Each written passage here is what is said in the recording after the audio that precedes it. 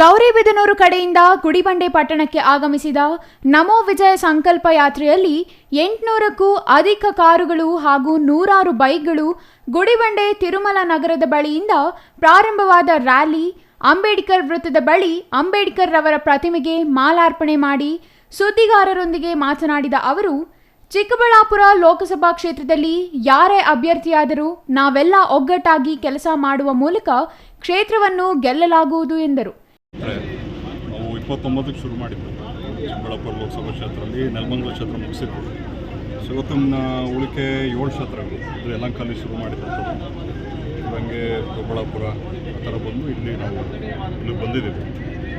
ಇದರ ಮುಖ್ಯ ಉದ್ದೇಶ ಏನಂದರೆ ನರೇಂದ್ರ ಮೋದಿಜಿಯವರು ನೆಕ್ಸ್ಟ್ ಪ್ರಧಾನಮಂತ್ರಿ ಆಗಬೇಕು 3ನೇ ಟರ್ಮ್ ಅದು ಒಂದು ಸಂಕಲ್ಪ ಮಾಡೋಂಥದ್ದು ಮತ್ತು ದೇವಸ್ಥಾನಗಳನ್ನು ಪೂಜೆ ಮಾಡೋಂಥದ್ದು. ಅಂದರೆ ಕೇವಲ ಒಂದೂವರೆ ತಿಂಗಳು ಬಾಕಿ ಇರೋದ್ರಿಂದ ನಾವು ಕ್ಯಾಂಡಿಡೇಟ್ ಯಾರೇ ಆದರೂ ಕೂಡ ಗೆಲ್ಸ್ಕೊಂಬರೋಂಥ ಒಂದು ಪಣ ತೊಡಬೇಕಾಗುತ್ತೆ, ಸಂಕಲ್ಪ ಮಾಡಬೇಕಾಗುತ್ತೆ ಚಿಕ್ಕಬಳ್ಳಾಪುರದಲ್ಲಿ ಪ್ರೋಗ್ರಾಮ್ ಸ್ಟಾರ್ಟ್. ಇನ್ನು ಈ ಸಂದರ್ಭದಲ್ಲಿ ಬಿಜೆಪಿ ಪಕ್ಷದ ಯಲಹಂಕ ಶಾಸಕ ವಿಶ್ವನಾಥ್, ರಾಜ್ಯ ಕಾರ್ಯದರ್ಶಿ ಸಿ ಮುನಿರಾಜು, ಜಿಲ್ಲಾಧ್ಯಕ್ಷ ರಾಮಲಿಂಗಪ್ಪ, ಗುಡಿಬಂಡೆ ತಾಲೂಕು ಮಂಡಲ ಅಧ್ಯಕ್ಷ ಗಂಗಿರೆಡ್ಡಿ ಹಾಗೂ ಸ್ಥಳೀಯ ಮುಖಂಡರು, ಕಾರ್ಯಕರ್ತರು ಕಾರು ಮತ್ತು ಬೈಕ್ ರ್ಯಾಲಿಯಲ್ಲಿ ಪಾಲ್ಗೊಂಡಿದ್ದರು. Mohan Kumar, CTV news, Gudibande.